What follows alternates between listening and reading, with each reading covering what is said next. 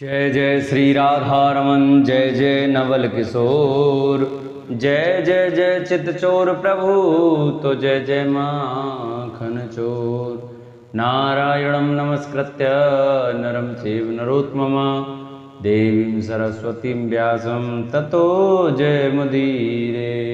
नमस्कार दोस्तों, स्वागत है आप सभी का मेरे YouTube चैनल आर के भक्ति में। भक्तों, आज हम आपको हरिवंश महापुराण के 54वें अध्याय की कथा सुनाएंगे, जिसमें कि भगवान विष्णु के प्रति देवर्षि नारद का वचन, भूलोक की वर्तमान अवस्था का परिचय देकर भगवान को अवतार ग्रहण करने के लिए प्रेरित करने की कथा सुनाएंगे। तो सभी भक्तजन हमारी कथा को ध्यानपूर्वक प्रसन्न चित्त मन से सुने। जिन्होंने अभी तक हमारे चैनल को सब्सक्राइब नहीं किया, वो हमारे चैनल को सब्सक्राइब कर वीडियो को लाइक करें और कमेंट में ओम नमो नारायण भगवते वासुदेवाय अवश्य लिखें। वैशंपायन जी कहते हैं, जन्मेजय, जब पृथ्वी और काल दोनों कृतकृत्य होकर चले गए और देवताओं का भरतवंश में यथोचित रूप से अंशावतरण का कार्य संपन्न हो गया एवं धर्मेंद्र, वायु देव, वैद्य, अश्विनी कुमार तथा सूर्य देव का पृथक पृथक भाग जब भूतल पर अवतीर्ण हो गया, देवताओं के पुरोहित बृहस्पति जी जब उनसे ही पहले ही पृथ्वी पर आ गए, वसुओं के अष्टम भाग भीष्म भी पहले ही पृथ्वी पर अवतीर्ण हो गए तथा मृत्यु, यम और कली के भाग भी जब पृथ्वी पर आ गए तथा शुक्र, सोम और वरुण के अंश भी भूतल पर अवतीर्ण हो गए। भगवान शंकर, मित्र, कुबेर, गंधर्व, नाग और यक्षों के भागांश भी जब पृथ्वी पर आ गए, उपर्युक्त सभी भाग जब आकाश से पृथ्वी पर उतर आए, तब देव पक्ष में स्थित रहने वाले देवर्षि नारद भगवान नारायण के निकट आते हुए दिखाई दिए। उस समय उनका तेजस्वी शरीर प्रज्वलित अग्नि के समान प्रकाशित हो रहा था। दोनों नेत्र प्रभात काल के सूर्य की भांति लाल थे। वे वामावर्त विशाल जटा मंडल धारण किए हुए थे। उन्होंने अपने शरीर को चंद्रमा की किरणों के समान श्वेत वर्ण के 2 वस्त्रों से आच्छादित कर रखा था।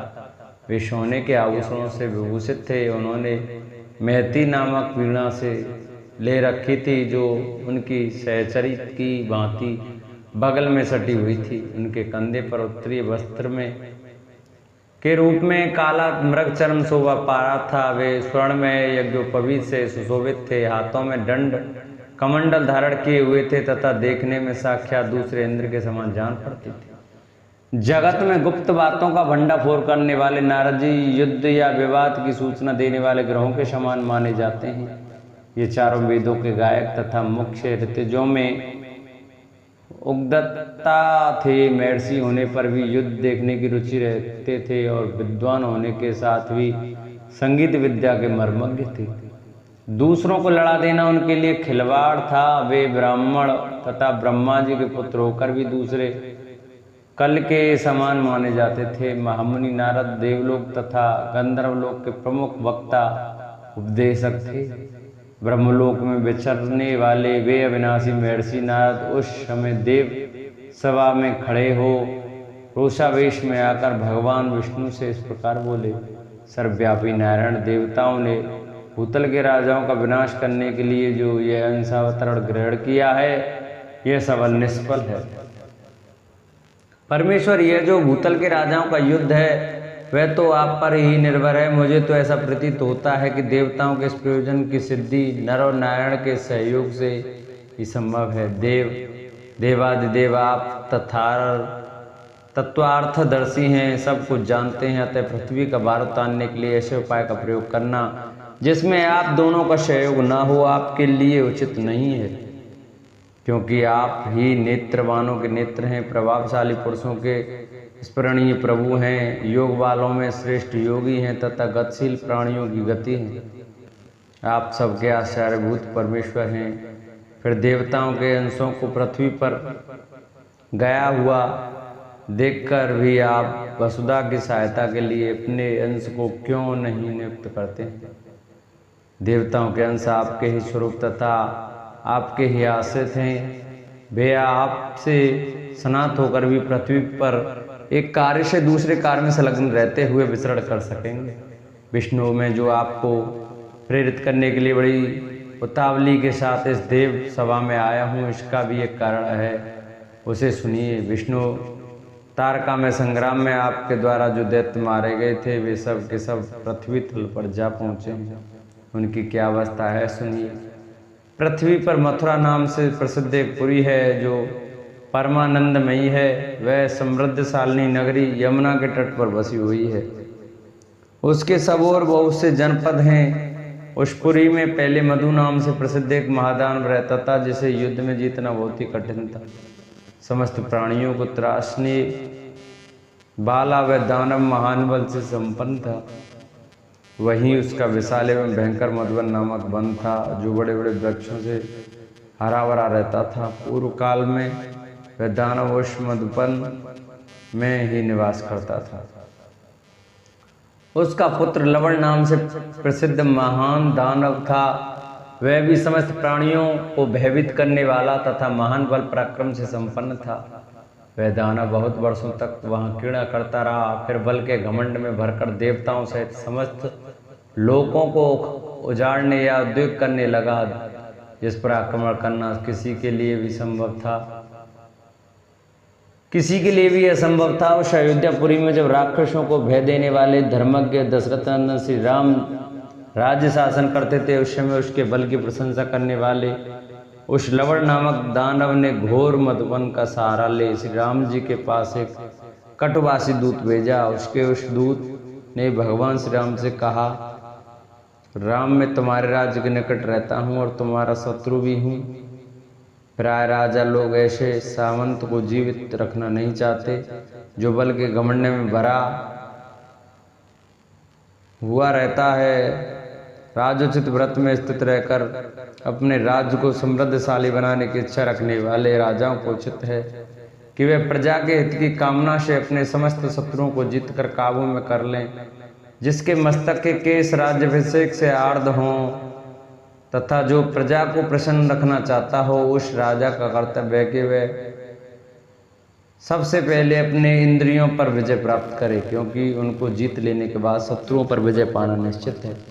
जो उत्तम बर्ताव की इच्छा रखता हो, ऐसे पुरुष विशेषतः पृथ्वी पालक नरेश को नीति का उपदेश करने के लिए लोक के समान दूसरा कोई गुरु नहीं है। जो धूत और मृगय आदि दुर्व्यसनों में दूसरों की अपेक्षा निष्कृष्ट है, अर्थात जो व्यसनों में से दूर रहता है, धर्म में जिसकी मध्यम कोटि की स्थिति है, परंतु जो बल में दूसरों की अपेक्षा बढ़ चढ़कर है, उस बुद्धिमान नरेश को कभी सामंतों से भय नहीं प्राप्त होता। अपने शरीर के साथ ही उत्पन्न हुए ये इंद्रिय रूपी शत्रु जब बढ़ जाते हैं, तब मोह उत्पन्न करने वाले हो जाते हैं और शत्रुओं का प्रिय साधन करने लगते हैं। उस दशा में उसके द्वारा सभी धैर्यहीन पुरुषों अथवा राजाओं को सदा ही बाधा प्राप्त होती है। तुमने जो मोहवश एक नारी के लिए दल बल सहित रावण का वध कर डाला है, इसे मैं न्याय संगत नहीं मानता।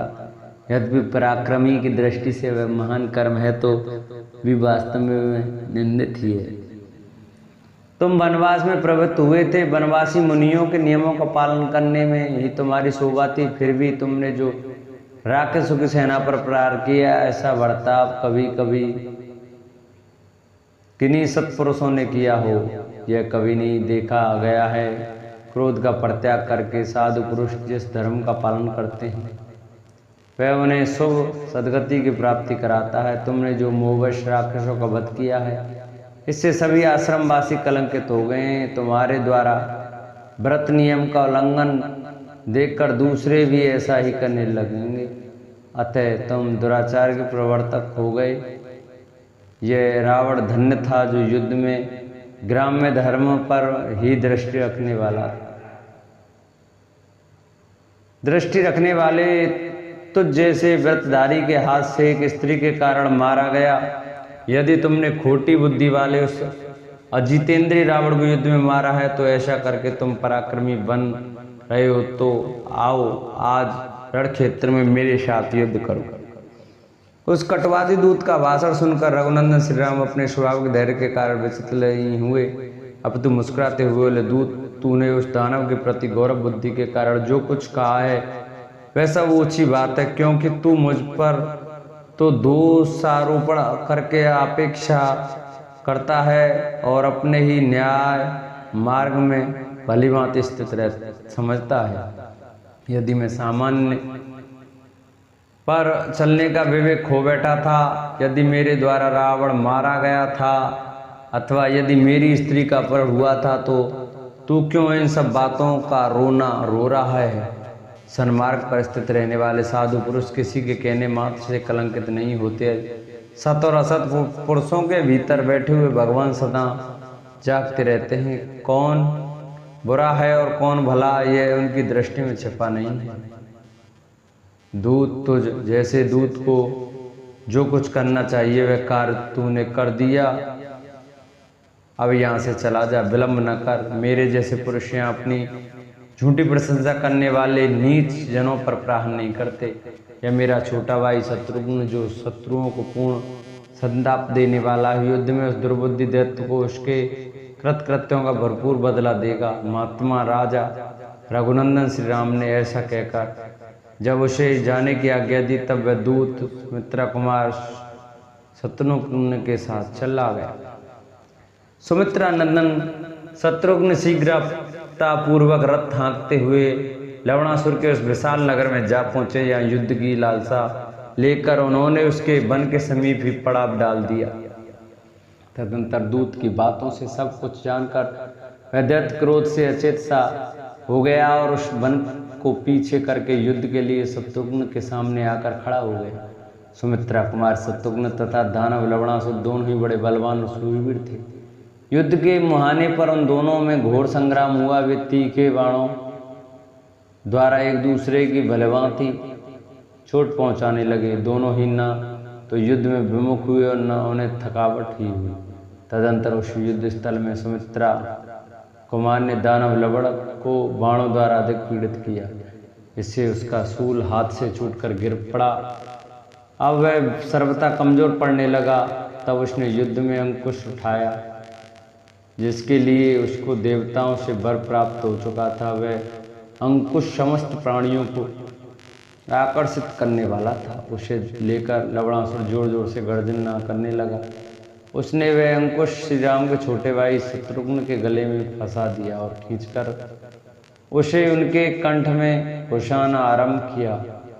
यह देख उस महासग समर में शत्रुघ्न ने सोने की मूठ वाली अच्छी तलवार उठा ली और उसके द्वारा उस दानव का मस्तक काट गिराया।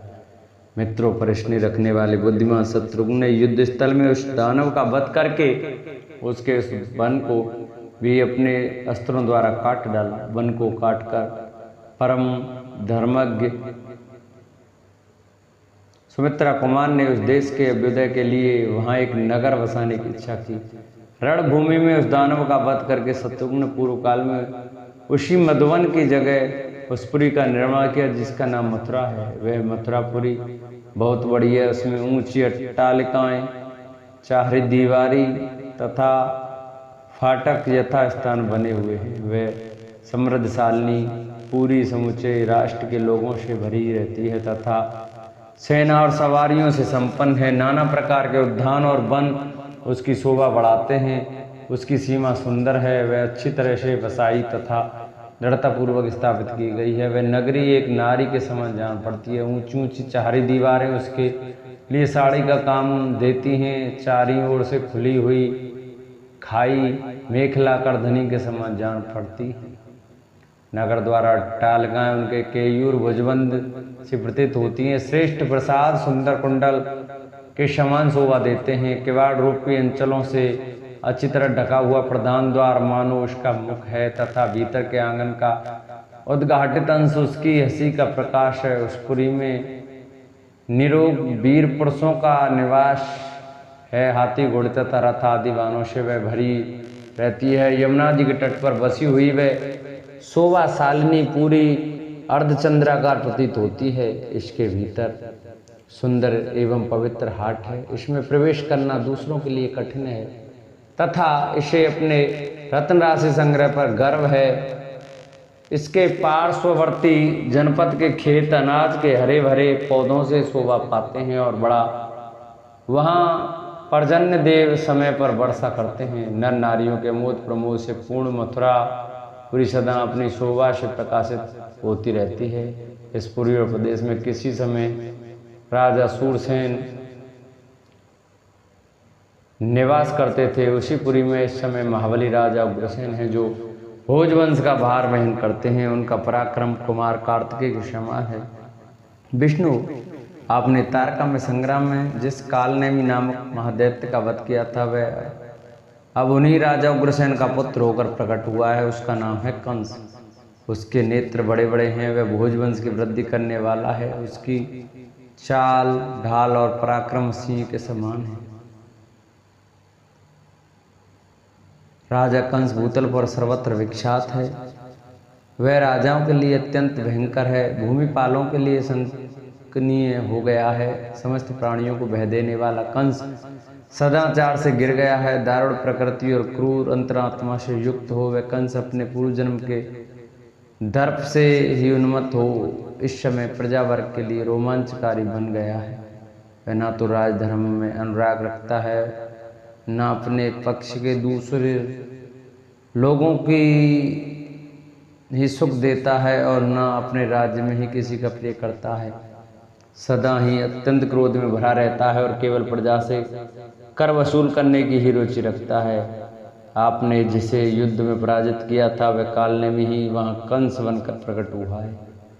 उसकी अंतरात्मा आसुर भाव से युक्त है, जिसके द्वारा वह मांस भक्षी राक्षस समस्त लोगों को पीड़ा देता है। पहले जो घोड़ों के समान चलने वाला अथवा पराक्रमी हैग्रीव नाम से विख्यात दैत्य था, वह केसी नामक अश्व के रूप में भूतल पर उत्पन्न हुआ। इस समय केसी मानो कंस का छोटा भाई बना हुआ है। वह दुष्ट केसी हिंसने या हिननाने में बड़ा पटु है। उसकी गर्दन पर बड़े बड़े बाल हैं तथा सर्वथा उज्ज्वल है। वह मनुष्यों के मांस का ही आहार करता हुआ वृंदावन में अकेला ही निवास करता है। बलि का पुत्र अरिष्ट ऊंचे पुट्ठों से युक्त बैल का रूप धारण करके प्रकट हुआ है। वह काम रूपी महान असुर गौओं का शत्रु बन गया है। दानवों में श्रेष्ठ दिति पुत्र रिष्ट नामक दैत्य हाथी के रूप में होकर इस समय कंस का बांध बना हुआ है। दैत्यों में अभिमानी जो लंब नाम से विख्यात दैत्य था, वह इस समय प्रलभ नाम से प्रसिद्ध हो भांडीर वट का आश्रय लेकर रहता है। जो खर नामक दैत्य कहा गया था, वही इस समय असुरों में श्रेष्ठ धेनुका बना हुआ है। वह दैत्य प्रजाजनों का उजाड़ता हुआ भयानक ताल वन में विचरता हुआ रहता है। पूर्व काल में बारह और किशोर नाम वाले जो दो महाबली दानव थे, वे ही चारूढ़ मुष्टिक के नाम से उत्पन्न हुए। वे दोनों इस समय कंस के अखाड़े के प्रमुख मल्ल पहलवान हैं। दानव विनाशक नारायण में और तार नाम से प्रसिद्ध जो दो दानव थे, वे इस समय प्रगज्योतिपुर में जो भूमिपुत्र नरकासुर का नगर है निवास करते हैं। विष्णु आपके द्वारा प्रजा पराजित और नियत हुए ये दैत्य महान शरीर धारण करके भूतल पर मनुष्यों को पीड़ा दे रहे हैं। वे सब के सब आपकी कथा वार्ता से द्वेष रखते हैं और आप में भक्ति रखने वाले मनुष्यों को मार डालते हैं। आपके कृपा प्रसाद से उन दानवों को सार हो सकता है। वे आकाश या स्वर्ग में रहें तो भी आपसे डरते हैं, समुद्र में रहें तो भी आपसे ही भयभीत होते हैं, और पृथ्वी पर रहकर भी केवल आपसे ही भय खाते हैं, दूसरे किसी से कदापि नहीं डरते। श्रीधर, जो आपके ही द्वारा मारा जाता है, दूसरे के द्वारा नहीं, उस दैत्य को दुराचारी ही क्यों न रहा हो, आप ही प्राप्त होते हैं। परंतु जो दूसरे के द्वारा मारा गया है, वह दैत्य स्वर्ग से भ्रष्ट होने पर पृथ्वी पर ही जन्म लेता है। केशव, जब तक यमराज से आप पापियों को नरक में गिराने के लिए जागरूक हैं, तब तक पृथ्वी पर जो दूसरों के हाथ से मारा जाता है, उस ईश्वर की प्राप्ति भी दुर्लभ रहती है। फिर आपकी प्राप्ति तो दूर की बात है। अतः आप दया करके दैत्यों को मारकर उन्हें सद्गति प्रदान करने के लिए ही भूतल पर अवतार ग्रहण करें। अतः विष्णु, आप स्वयं आइए, चलिए पृथ्वी पर चलें। वहाँ दानवों के विनाश के लिए आप स्वयं ही अपने आप को प्रकट करें। आपकी बहुत सी मूर्तियाँ हैं जो व्यक्त नहीं होती हैं। श्रेष्ठ देवता भी आपकी कुछ मूर्तियों को देख पाते हैं और कुछ को नहीं देख पाते। आपके द्वारा रचे गए देवता उन्हीं मूर्तियों में भूतल पर प्रकट होते हैं। विष्णु आपके अवतार लेने पर ही कंस का विनाश होगा और जिसके लिए पृथ्वी यहाँ आई थी वह सारा प्रयोजन सिद्ध हो सकेगा। ऋषिकेश, आपको भारतवर्ष में महान कार्य करना है। आप ही सबके नेत्र हैं। नेत्रों की भांति सन्मार्ग का दर्शन कराते हैं और आप ही परम सबके आश्रय। अतः आइए भूतल पर अवतार लेकर उन दानवों का वध कीजिए। इस प्रकार श्री हरिवंश महापुराण के अंतर्गत हरिवंश पर में नारद जी का वाक्य विषयक 54वां अध्याय पूर्ण हुआ। बोलो हरिवंश महापुराण की जय। जिन भक्तों को, माता बहनों को हमारी यह कथा अच्छी लगी हो वो हमारी वीडियो को शेयर करें, चैनल को सब्सक्राइब करें। जिन्होंने अभी तक हमारे चैनल को सब्सक्राइब नहीं किया वो चैनल को सब्सक्राइब कर बेल आइकन दबाएं और कमेंट में हरिवंश महापुराण की जय, विष्णु भगवान की जय अवश्य लिखें।